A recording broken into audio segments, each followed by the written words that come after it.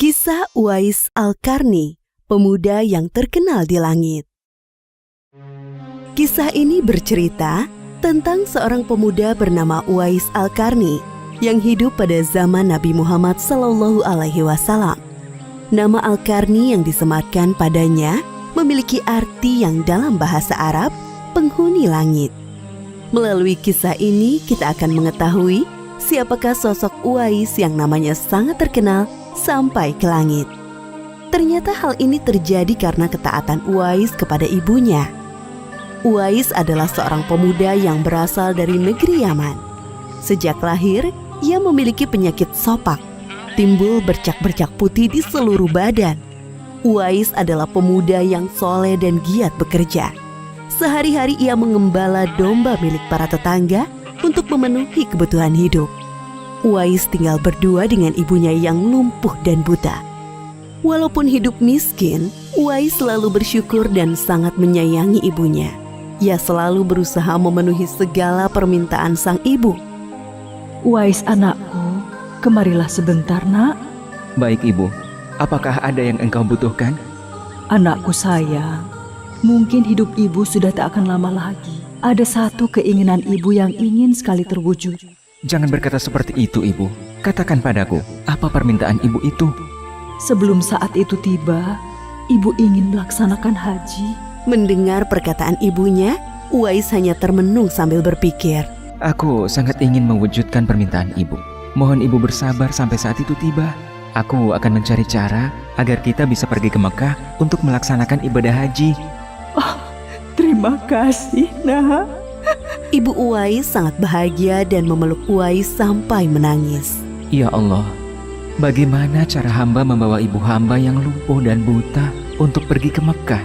Sedangkan jarak dari Yaman ke Mekah sangat jauh, melewati padang pasir yang tandus.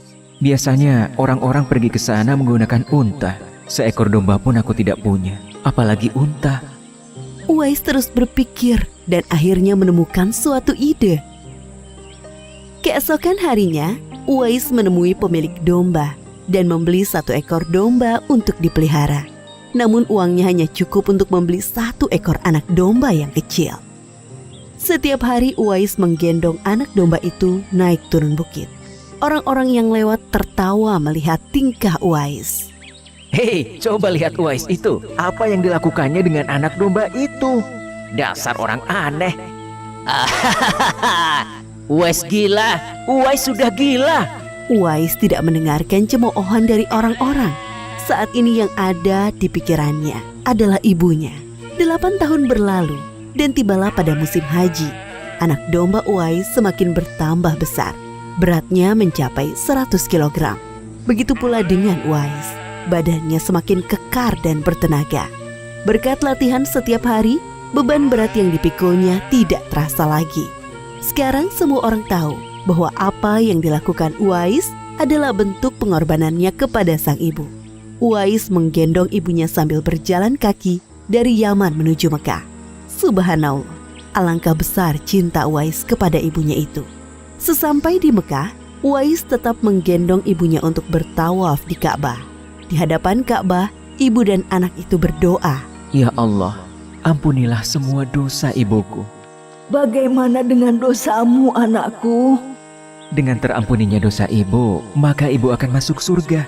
Cukuplah ridho ibu yang mengantarkanku ke surga. Allah Subhanahu wa Ta'ala mendengar percakapan ibu dan anak laki-lakinya. Seketika itu penyakit sopak yang dideritanya sembuh. Hanya tertinggal 1 bulatan putih di telapak tangannya. Terima kasih ya Allah. Sekembalinya dari Mekah, Uwais meminta izin kepada ibunya untuk pergi ke Madinah. Uwais ingin sekali bertemu dengan Nabi Muhammad SAW. Dengan berat hati, ibunya mengizinkan Uwais berangkat. Setelah urusanmu selesai, cepat pulang ya nak.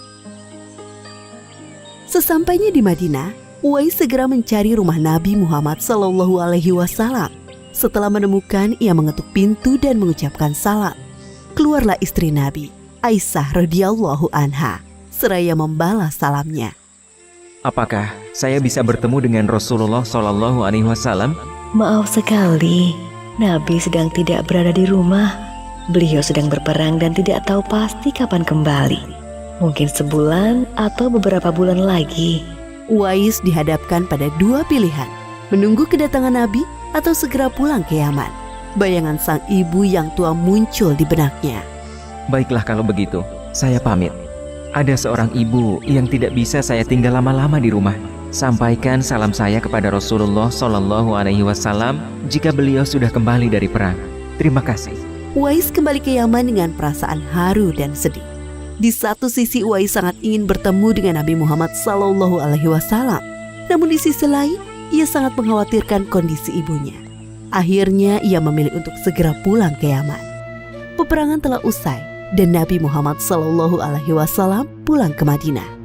Aisyah radhiyallahu anha menceritakan perihal pemuda yang mencari beliau. Nabi mengatakan bahwa Uwais adalah pemuda yang sangat taat kepada ibunya. Karena ketaatan kepada ibunya itu, nama Uwais sangat terkenal di kalangan penduduk langit. Seperti yang tersebut dalam hadis Sahih Muslim Syarah An-Nawawi nomor 2542, dikatakan bahwa sebaik-baiknya tabi'in adalah Uwais Al-Qarni. Saat Nabi Muhammad SAW berbincang-bincang dengan Umar bin Khattab dan Ali bin Abi Thalib, beliau menceritakan tentang sosok Uwais. Apabila kalian bertemu dengan Uwais, mintalah doa dan istighfar kepadanya. Dia adalah penghuni langit.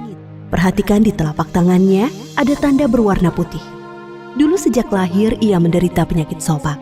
Namun atas kesalehan dan ketaatan kepada ibunya, Allah Subhanahu wa Ta'ala menyembuhkan penyakitnya.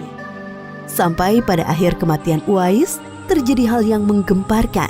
Banyak sekali orang yang hadir mengurus pemakamannya. Orang-orang itu adalah penduduk langit yang dikirim oleh Allah Subhanahu wa Ta'ala.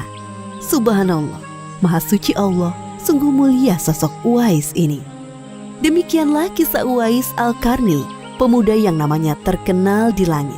Karena ketaatan pada ibunya, Allah Subhanahu wa Ta'ala meninggikan derajatnya.